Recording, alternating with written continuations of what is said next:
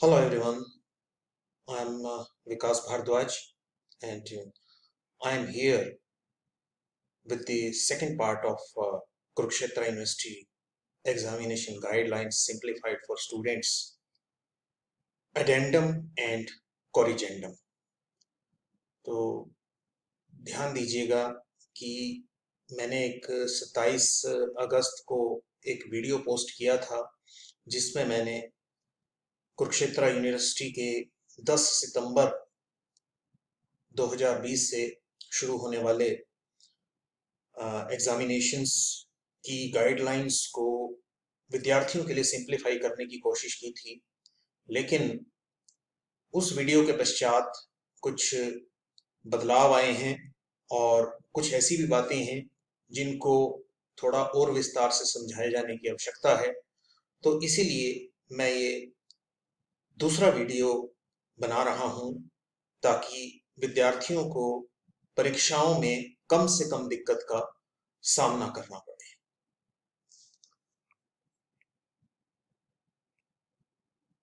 तो this is the title of my video, Kurukshetra University Kurukshetra Examination Guidelines Simplified for Students Part 2, Addendum and Corrigendum. Please pay attention to the fact that addendum is when we add something to the existing text or video, and corrigendum is when we rectify the error in something in a text or in a video. तो जो addendum है वो है कि कुछ नई बातें इसमें ऐड होंगी जो हमारी पिछले वीडियो में शायद रह गई हों, और जो कॉरिजेंडम है वो ये है कि जो कोई त्रुटि हुई है उसका सुधार। तो इस वीडियो में मैंने वही सब करने की कोशिश की है, अडेंडम एंड कॉरिजेंडम। तो सबसे पहले हम कुरुक्षेत्र यूनिवर्सिटी की वेबसाइट पर चलते हैं जो कि 28 तारीख को अपडेट हुई, और उस अपडेशन में उन्होंने क्या क्या नए बदलाव किए हैं। So this is the Kurukshetra university website www.kuk.ac.in, और इसमें मैंने जो लिंक ओपन किया है वो है डेट शीट वाला।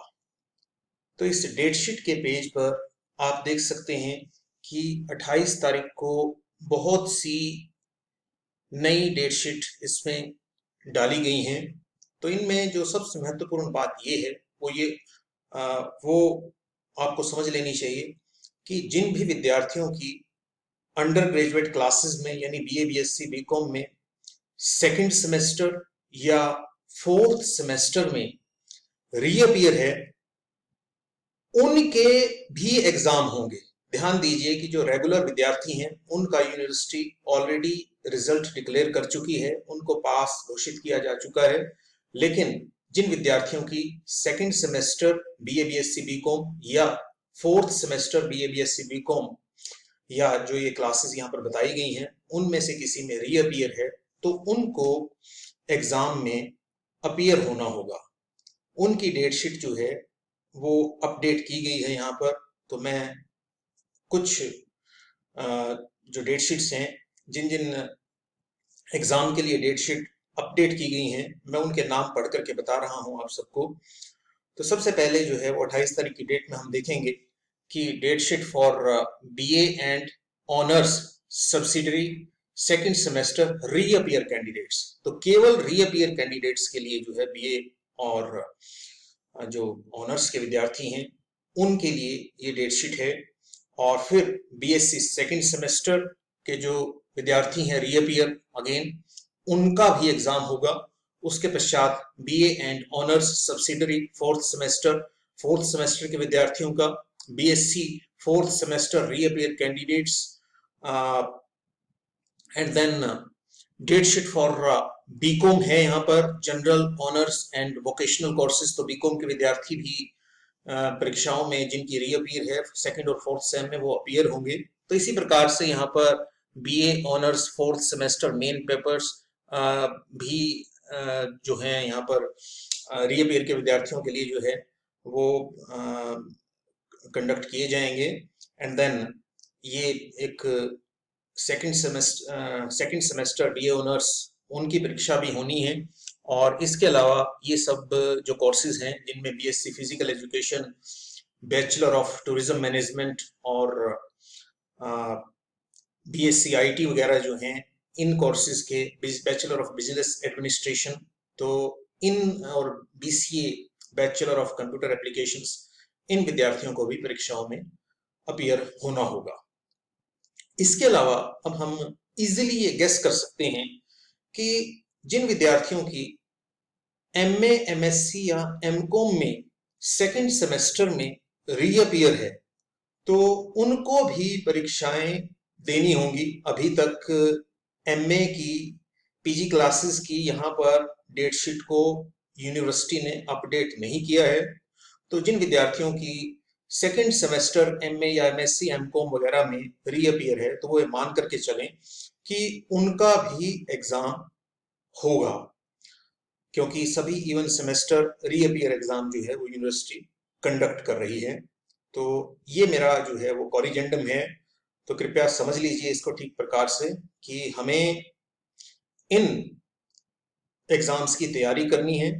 परीक्षाएं वैसे ही होंगी जैसे कि जो 6th semester BA, BSc, BCom में या 4th semester MA, MSc, MCom में उनके लिए हो रही हैं। यानी आपको घर पर ही बैठ करके एग्जाम देना है और उसके बाद में एग्जाम के बाद 3 घंटे आपको मिलेंगे। आपको उसी में ही एग्जाम दे करके पीडीएफ बना के उसको जो बताई गई ईमेल है उस पर आपको भेजना है। अब मैं इसके अडेंडम वाले पार्ट पर आता हूं कि हमारी जो चीजें रह गई थी। तो सबसे पहले तो विद्यार्थियों को एक कंफ्यूजन है इस बात को लेकर के कि जो 20 पेजेस की शर्त यूनिवर्सिटी ने लगाई है कि 20 पेज में आपको आंसर लिखना है, तो वो एक तरफ है कि दो तरफ है। हालांकि ये बात मैंने बताई भी थी, लेकिन शायद इसको विस्तार से समझाए जाने की आवश्यकता है। तो इसके लिए मैंने एक पीडीएफ क्रिएट किया है, ठीक उसी फॉर्मेट में जो कि कुरुक्षेत्र यूनिवर्सिटी ने अपनी गाइडलाइंस में बताया है। तो आपको 20 पेजेस लिखने हैं।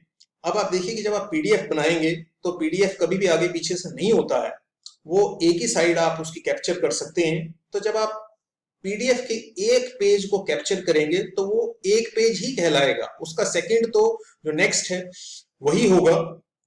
तो इस प्रकार से मैं आपको अब ये दिखाता हूं कि ये जो है मैंने एक फॉर्मेट बनाया है कुरुक्षेत्र यूनिवर्सिटी से ही लेकर के। ये इसका पेज 1 है। इस पेज में आपको वो सारी जानकारियां देनी है जो कि मैं आपको ऑलरेडी बता चुका हूं, यूनिवर्सिटी रोल नंबर वगैरह, फिगर्स में, वर्ड्स में, एंड देन नेम लिखना है आपको, क्लास, सेमेस्टर वगैरह, name of the paper and code, and then आपको टोटल नंबर ऑफ पेजेस ये भी भरना है, लेकिन ये सबसे बाद में भरेंगे आप। सिग्नेचर करने हैं आपके और एग्जाम की डेट डालेंगे। तो ये आपका फर्स्ट पेज है। अब देखिए कि आप सेकंड पेज जो है वो, उसमें आपको ये सारी जानकारी नहीं देनी है, लेकिन रोल नंबर आपको हर एक पेज पर लिखना है। आपको कोड भी जो है वो हर एक पेपर पर लिखना है। जो आपके क्वेश्चन पेपर का कोड होगा वो आपको हर एक पेज पर लिखना होगा। आपको सिग्नेचर अपने हर पेज पर करने हैं। आपको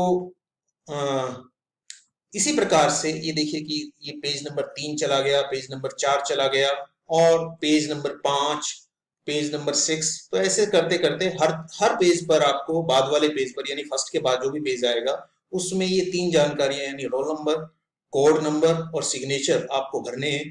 तो इस प्रकार से हम इसको 20 तक जो है वो ले आएंगे। तो ये आपके 20 पेजेस हो गए।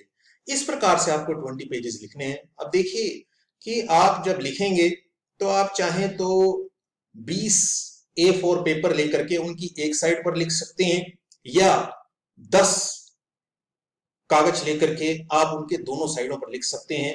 मेरी आपको सलाह ये रहेगी कि आप 20 पेपर लें, उनकी एक साइड लिखें, क्योंकि ऐसा करने से आपको उनकी फोटो कैप्चर करनी बहुत आसान रहेगी। अगर आप आगे पीछे की फोटो लेंगे तो आपको कंफ्यूजन हो सकता है, आपकी पीडीएफ बनाने में सीरियल में गड़बड़ हो सकती है। हो सकता है कि पेज नंबर 4 के बाद आपका जो है पेज नंबर 5 ना अटैच हो और किसी वजह से 6 अटैच हो जाए, तो आप आगे पीछे करेंगे तो वो कंफ्यूजन होने की संभावना अधिक है। अगर आप एक साइड लिख करके रखेंगे, पेजेस को सीरियल ऑर्डर में लगा करके रखेंगे, तो इसमें कंफ्यूजन होने की गुंजाइश जो है वो काफी कम हो जाती है। तो इस प्रकार से आपको ये पीडीएफ जो है वो बनाना है। एक और जो कंफ्यूजन विद्यार्थियों में है वो ये है कि उनको लग रहा है कि उनकी ईमेल आईडी जो उन्होंने एडमिशन के समय में दी थी वो अपडेट नहीं है। तो ध्यान दीजिए कि ईमेल के बारे में आपका जो कॉलेज है वो हो सकता है कि आपसे संपर्क करे और आपको ईमेल अपडेट करने के लिए कहे। नहीं तो मेरा ये मानना है कि ईमेल की आवश्यकता आपको तब पड़ेगी जब आपको अपनी आंसर बुक पीडीएफ फॉर्मेट में भेजनी है, तो वो आप अपनी ईमेल से किसी से भी भेज सकते हैं, उसमें कोई दिक्कत नहीं आनी चाहिए। लेकिन जब आप क्वेश्चन पेपर रिसीव करेंगे तो ये सुनिश्चित कर लीजिएगा कि आप वेबसाइट से, कुरुक्षेत्र यूनिवर्सिटी की वेबसाइट से या कॉलेज की वेबसाइट से या किसी व्हाट्सएप ग्रुप के माध्यम से आपको आसानी से क्वेश्चन पेपर मिल जाए अगर आपकी ईमेल अपडेटेड नहीं है। तो एक्टिव रहिए, जुड़ करके रहिए बाकी विद्यार्थियों से, और डेफिनेटली आप जो है वो अपना एग्जाम सफलतापूर्वक कर पाएंगे और पीडीएफ भी आप ठीक प्रकार से इसका बना पाएंगे। क्योंकि मेरे पिछले वीडियो में मैंने आपको ये बताया था, कुछ विद्यार्थियों की ये भी क्वेरी आई कि क्या ऑफिस लेंस ऐप से ही पीडीएफ बनाना है। तो देखिए ये एक बड़ा फनी सा क्वेश्चन है, क्योंकि ऐसा कुछ नहीं है। जो ऐप आपको कन्वीनियंट लगती है या वेबसाइट आपको कन्वीनियंट लगती है पीडीएफ बनाने के लिए, तो आप किसी का भी इस्तेमाल कर सकते हैं। किसी भी प्रकार की आपको असुविधा अगर एमएस ऑफिस लेंस से आपको होती है तो आप कोई भी ऐप यूज कीजिए, उससे कोई फर्क नहीं है। वो तो मैंने पिछले वीडियो में एक ट्यूटोरियल आपको वीडियो ट्यूटोरियल दिया था कि जो विद्यार्थी किसी भी ऐप से नहीं बनाना जानते तो उनको सुविधा हो जाए। इसके अलावा जो है मैं किसी को प्रमोट नहीं कर रहा हूं कि आप ये ऐप यूज कीजिए या वो ऐप यूज कीजिए। आप किसी से भी बना सकते हैं, तो उसमें कोई दिक्कत नहीं है। एक और कंफ्यूजन जो विद्यार्थियों में फिर से बना हुआ है वो ये कि क्वेश्चन का जो पैटर्न है या आपके क्वेश्चन पेपर का जो पैटर्न है वो कैसा रहेगा। तो देखिए इस बारे में कोई क्लियर कट गाइडलाइंस अभी तक यूनिवर्सिटी की तरफ से नहीं आई हैं, लेकिन आप ये मान करके चलिए कि आपको अगर उसी स्टाइल में पेपर मिलता है तो गाइडलाइंस में ये बात क्लियर लिखी हुई है। मैं फिर से आपको दिखा देता हूं।